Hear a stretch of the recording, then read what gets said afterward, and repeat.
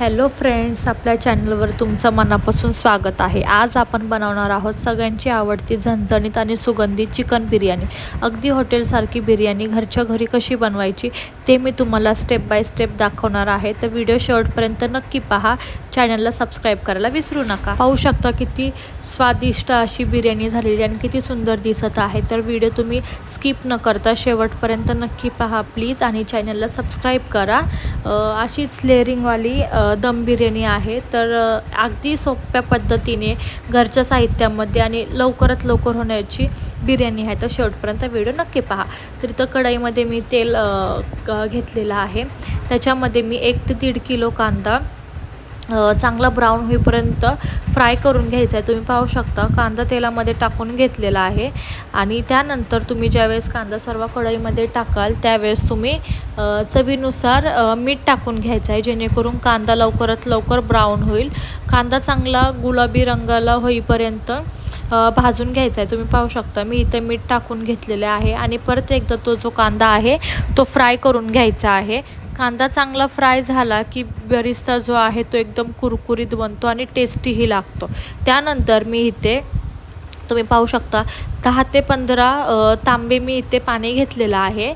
मी 1 kilo तांदूळ वापरणार आहे, त्यासाठी मी 10 ते 15 पाणी टाकणार आहे। त्यानंतर आपला खडा मसाला, लिंबू आणि तेल टाकायचं आहे।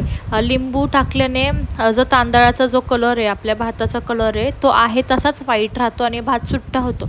त्यासाठी त्यामध्ये आपण लिंबू, आणखीन खडे मसाले, मीठ पण टाकायचं आहे, म्हणजे भाताला टेस्ट येते मिठाची। त्यानंतर तुम्ही पाहू शकता इथे मी पाणी टाकून घेतलेलं आहे। 1 लिंबूचे 2 तुकडे करून त्यामध्ये टाकलेले आहे। तेजपत्ता, विलायची, मोठी विलायची, लवंग, दालचिनी हे सर्व मी टाकलेलं आहे। त्यानंतर मी 2 चमचे चवीनुसार मीठ टाकलेलं आहे। तेल टाकून घेतलेलं आहे, ते चांगलं ढवळून घ्यायचं आहे।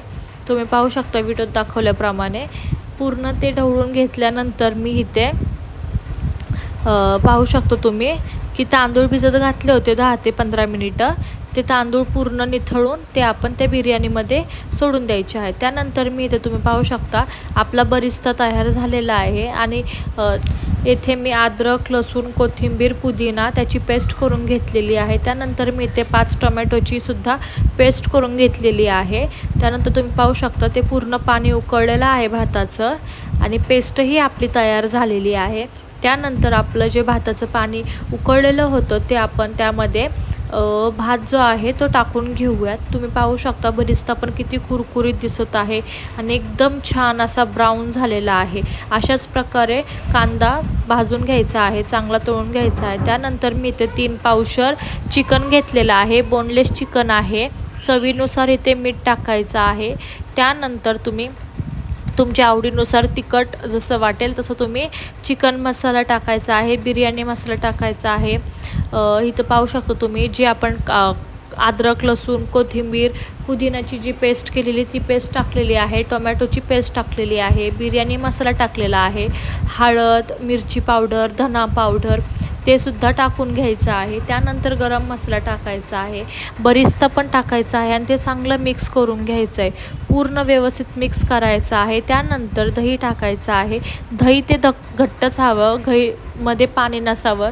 पाणी जर असेल तर तुमच्या बिर्याणीला पाणी सुटणार खूप, त्यामुळं जी लेअरिंग येते ती आपली येणार नाही, ते पूर्ण चिकट चिकट होणार, ओली होणार। त्यासाठी दही घट्टच वापरावं। तुम्ही पाहू शकता अशा प्रकारे पूर्ण मिक्स करून घ्यायचं आहे।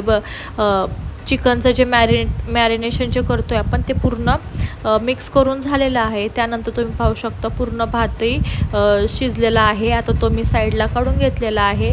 आपलं चिकनची जी ग्रेव्ही आहे ती पण तयार झालेली आहे। आता आपण लेअरिंग करू।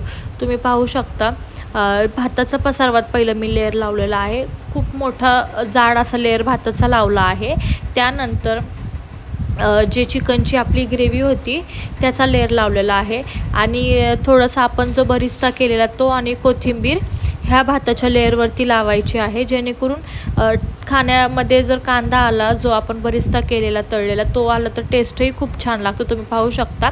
त्यानंतर यामध्ये कोथिंबीर टाकून घ्यायची आहे। त्यानंतर याच्यामध्ये जे आपण चिकनचा मसाला केला होता तो टाकायचा आहे आणि त्याच्यावरतून परत भाताचा लेअर लावायचा आहे. जर तुमच्याकडे केसर असेल तर दुधामध्ये केसर मिक्स करून तुम्ही त्याचंही वरतून पाणी टाकू शकता आणि तूप टाकायचं आहे. इथे मी फूड कलर टाकलेला आहे. तुम्ही तुमच्या आवडीनुसार कलर जर टाकायचे असेल तर तुम्ही कलर टाकू शकता, जर नसेल टाकायचे तर नाही टाकू शकत. जर व्हिडिओ इथपर्यंत पाहिला असेल तर व्हिडिओला लाईक करा. जर व्हिडिओ आवडला असेल तर चॅनलला सबस्क्राईब करा आणि कमेंट्समध्ये मला सांगा नक्की की तुम्हाला व्हिडिओ कसा वाटला.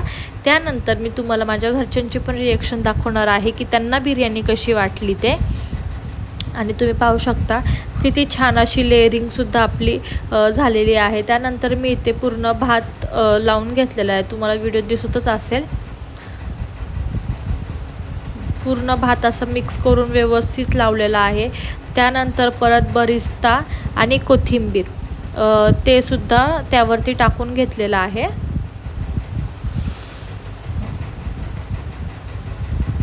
कोथिंबीरसुद्धा एकदम बारीक चिरून ती टाकायची आहे, म्हणजे टेस्ट छान येते आणि कोथिंबीरची जी पूर्ण टेस्ट आहे ती भातामध्ये उतरते. त्यानंतर मी इथे फूड कलर टाकून घेतलेला आहे, दिसत आहे तुम्हाला. येलो, ग्रीन आणि रेड कलर टाकलेला आहे.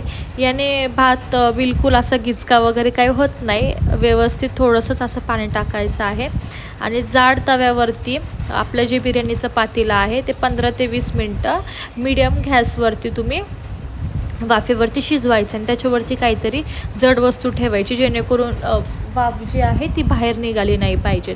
15 ते 20 मिनटानंतर तुम्ही जे आपली बिर्याणी आहे ती खोलून पाहायची आहे. तुम्ही पाहू शकता किती छान दिसत आहे बिर्याणी. जर तुम्हाला व्हिडिओ आवडला तर प्लीज नक्की चॅनलला सबस्क्राईब करा आणि लाईक करा. तुम्ही पाहू शकता किती छान दिसत आहे. अगदी टेम्पटिंग दिसत आहे आणि तोंडाला पाणीसुद्धा येईल अशी बिर्याणी दिसत आहे. जर व्हिडिओ आवडला तर प्लीज लाईक करा आणि कमेंट्समध्ये सांगा तुम्हाला नेक्स्ट व्हिडिओ कुठला पाहायचा आहे, तो मी नक्कीच बनवेल. पाहू शकता मी प्लेटमध्ये सुद्धा बिर्याणी जी आहे ती काढून घेते. किती सुटसुटीत भात झालेला आहे आणि लेअरिंग पण खूप छान झालेली आहे.